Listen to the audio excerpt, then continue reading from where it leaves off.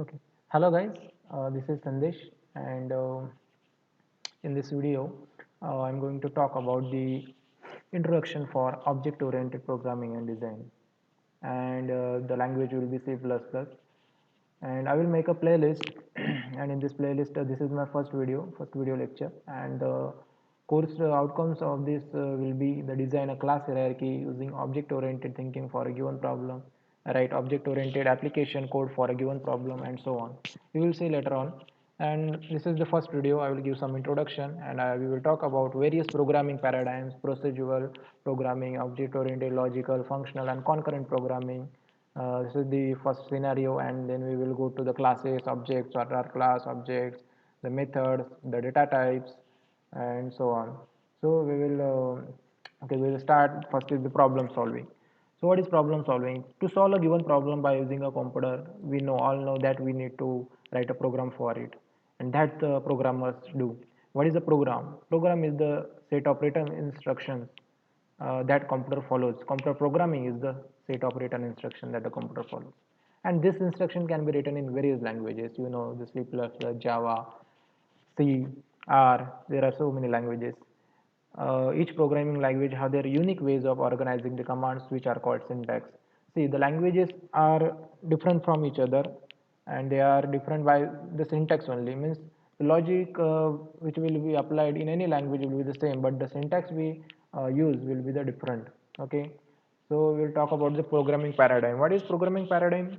Paradigm is a style, technique, or way of writing a program.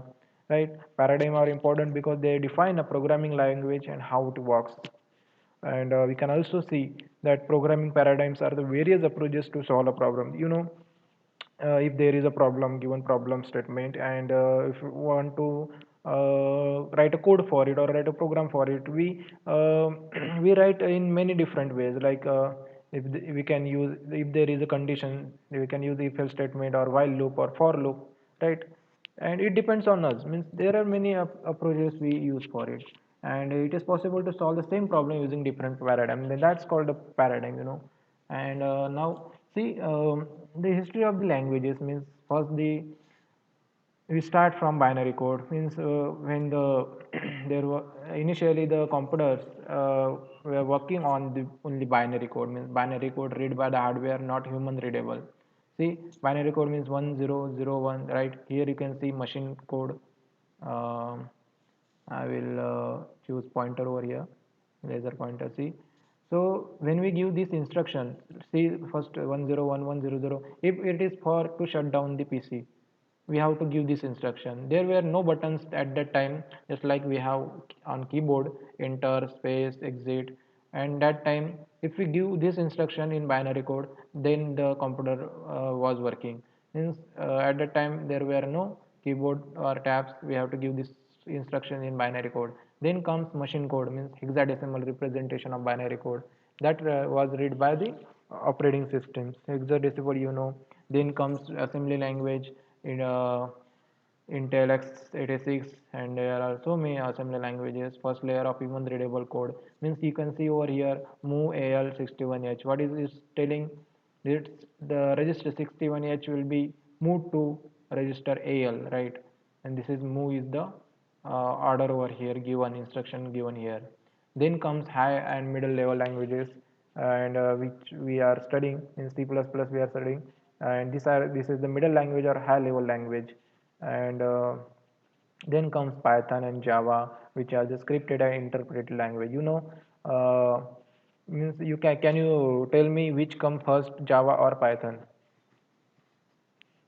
Python, yeah, Python come first, and then Java came, right?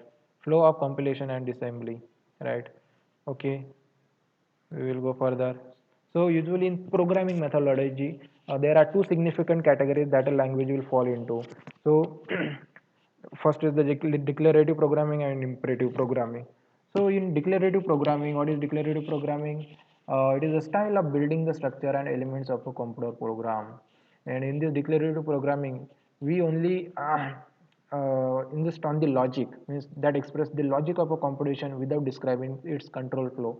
Means how the program is working, or what is the set of instruction given to it, means how it is being controlled, or yeah, it describes the properties of the result that programmer want while not explaining how to compute it. Means the logic and the result we insist on in on these concepts only in declarative programming, and we don't bother about the how the program has been computed, right? Then comes imperative programming, and in imperative programming it is opposite of the declarative programming. Means there were no computation over here, but here how things are to be calculated were decided in this imperative programming. And with imperative programming, the user is typically interacting directly with the state of the computer and deciding how the things are calculated. And it is that it uses the statements that changes a program state. Okay, so in this programming, calculations were most important. So you can see over here programming paradigm are divided into two categories: imperative and declarative. In imperative, you have to remember imperative programming are further categorized into procedural programming and object oriented programming. This the object oriented programming we are seeing, and declarative functional programming and logical programming. Okay, so we will talk about further means imperative programming paradigm. Procedural oriented programming paradigm. It is one of the oldest programming paradigm. It features close relation to the machine architecture. Language provides statements such as assignment statements, which explicitly change the state of the memory of the computer.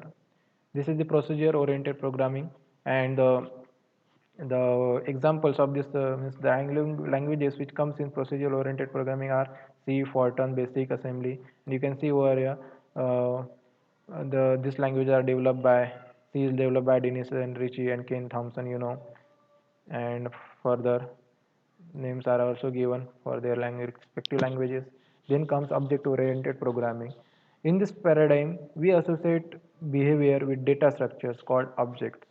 So we know the name so-called object-oriented because we work with data structures that are called objects and which belong to the classes we are going to see further, and which are usually structured into a hierarchy. So the classes are the objects are the member of classes. Means you can see further the examples of this object oriented programming are C++, Java, JavaScript, Python, and Scala. You have to remember. Okay, then comes logical paradigm programming. It is largely based on formal logic. Logic based programming are set of sentences in logical form which express facts and rules about a problem domain, allowed to be controlled by a programmer to advance the research for a theorem proving. Okay, okay. So these are some languages: Prolog, Rope, ALP, Alma. Then comes functional. Okay. So the Facebook, WhatsApp we use, that was programmed by which languages? You can see over here they were programmed by this functional programming paradigm. So it is the programming paradigm in which we try to bind everything in pure mathematical functional style. In pure mathematical means it means that means to store all this data, WhatsApp, Facebook, to store all this data, it is required to compute by many mathematical equations and all. So there were so many mathematical computations and that uses, and for that purpose functional programming paradigm is used. So WhatsApp makes use of Erlang. Erlang is a programming language, and which for functional programming paradigm to enable its mere 100 plus employees to manage the data belonging to over 1.5 billion people. So, and another important functional programming style is Haskell, and it was used by Facebook in its anti-spam system. And other languages also: JavaScript, Lisp, and ML. ML is machine learning. So WhatsApp, you should know, WhatsApp makes use of Erlang, and Facebook makes use of Haskell for their programming language, right? Okay, then concurrent programming. Uh, a concurrent programming language is defined as one which uses the concept of simultaneously executing process or threads of execution as a means of structuring program. Means it uses the threads and processes which are executed simultaneously, and it provides synchronization constructs whose behavior is dependent by a parallel execution model. Though the examples are C++, Java, and Python. Then we will go to object-oriented programming. We know object-oriented programming. We can see in the concept of OOPS is first is the object, which is a member of a class. Then comes inheritance, polymorphism, encapsulation, data abstraction that we are all going to see. Then what is the class? Class is a basic building block that leads to object-oriented programming. Consider the class of cars.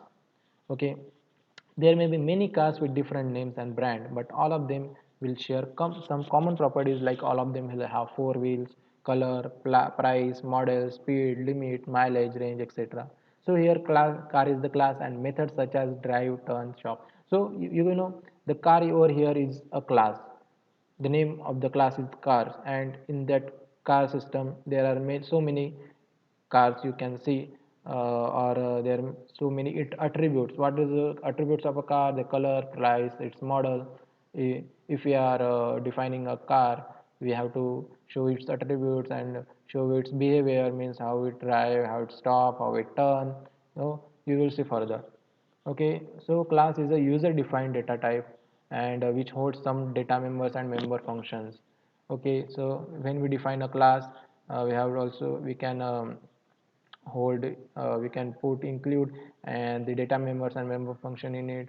It is a blueprint for an object, means, you know, if there is a class car, we name it class car, then in that one we can get, or we can take another example, class class student. Okay, class student. Here the objects will be the name, students. Okay, object will be student. The class name of the class is only student. It is general statement. Okay, and objects will be student 1, student 2, student 3, the student which are in the schools. Okay, and what will be their attributes, students attributes, their roll number, their class number, their divisions, their marks. What will be their member function, means what is their name, what is their father's name, what is their age. These are their member functions. You can, so we will see it further. So okay, class is like a blueprint for an object. Class is a collection of objects. You can see class is a collection of objects, means student of the class is a collection of students, right? You can compare it over here. And when a variable is declared directly in a class, it is often referred to as a field, right, or attribute or a data member. Means whenever, when we declare a variable, generally we we means when we use class in it, when it is called a attribute or a data member. Okay, the variables in a class will be called attribute or a data member. And then the attributes and methods are basically variables and function that belongs to the class. These are often referred to as class members. You can see. So the syntax used for class is C class ty. Ty is a class name which is user defined name. Here ty is the abbreviation for third year, because I am a student of third year. I have to write third year here ty. So class ty, and you know the curly brackets, and lastly you have to uh, at last the end the class definition with a semicolon. You can see over here. So the class keyword is used to create a class, right? This is the keyword you have to write first. The body of the class is defined inside the curly brackets, and last end the class definition with a semicolon, and inside it data members attributes will be there, and member functions will also be there. Okay, create a class called ty. We have written a class ty third year, or we can see class student. So in that student, the attributes and member functions of the student will be there. Means the int ms number there. Ms number means roll number, or student's roll number, ms number, student's name. Means we have written variable data member or attributes, char name. Then member functions, void exam, void attendance. What is their attendance? We can write a function in this class also, void exam. Then we can write c out, right? C out. Then what is the percentage in the exam? Then void attendance, curly brackets. Then we can write c out, what is the attendance percentage. Okay, these are all attributes of that object, that which is a student of student. Okay, so we will take example of car over here. An object is created from a class. Okay, an object is an instance of a class. Instance, samples means class. Class is overall, means here class is taken as a car, pattern of a car of same type. Okay, and what is the constructor here? We will see about the constructor, sequence of actions required so that factory constructs a car object. Means whatever the car should be manufactured, what is the process that is required to manufacture a car, that is a constructor. Means we define in that class only, and these are the objects: a black car, red car, yellow car, and car can create many objects from a class. Then the attributes are car color, model, year, maximum speed, and what will be their functions. Their member functions. Car can start, car stop, brake, accelerates, and all. Okay. So object. So object what is the declaration for an object? How we can declare object? We have made the class. Now we have to declare objects. Okay. So when a class is defined, only the specification for the object is defined. No memory or storage is allocated. Okay. 1 second. Okay. No memory or storage is allocated. To use the data and access function defined in the class, you need to create objects. Okay, syntax is class name, object name. Here, what is the class name? Ty is the class name. And what is the object name? We can give any object name. Here we have given obj as the object. We can give ty student as the object, or ty student 1, then further comma student 2, student 3. Such like we can give any number of objects. Okay. So we will write some programs. Okay, we will start about programming here. So in C++, we will start from hash include iostream. What is include? Hash include is a way of including a standard or user defined file in the program, and is mostly written at the beginning of C or C++ program. Okay, so it is a including a standard library, you can say, and which includes all the user defined file in the program, and then standard input output streams library, that is iostream, input output stream or standard library.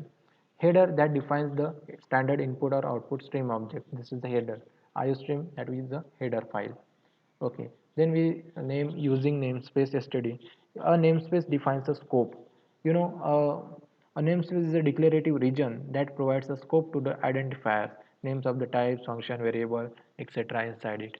It makes all the things under the std namespace, standard namespace available without having a prefix standard scope before each of them. Means whenever we write any function, user defined a function, cout, cin, that is not included, that is included in the standard library. So we have to write at the initial stage std 2 colons, means that scope resolution operator, and then we can write cout or cin the statements, but if you don't want to use that std scope resolution operator, then for that purpose we write using namespace std over here, that is the prefix. Okay, then cout we the okay, the statement cout stand for character output. Whatever the output we want to give, that will be start by the statement, means by the name cout. It is the character output. It is used to display the output to the standard output device, that is the monitor. Okay, so whatever the output we can see, that is on the monitor. Okay, standard output stream and in object. Then comes inserted formatted output. After cout we write insertion operator, right? This operator is insertion operator applied to an output stream is known as insertion operator. Then comes cin, that is character in. Whenever we want to give an input, we write cin, right?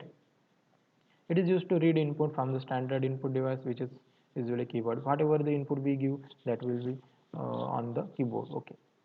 Then what is the extraction? This is the extraction operator. For after cin, we use extraction operator and apply to an input stream. Okay. Then we should know the following concept while executing the program. So the concept which are editor, compiler, linker, loader, processor. Okay, that you should know. सो यहीं पे हमारा ये session ख़त्म करते हैं, और next video में हम इसी क्लासेस को कंटिन्यू करेंगे.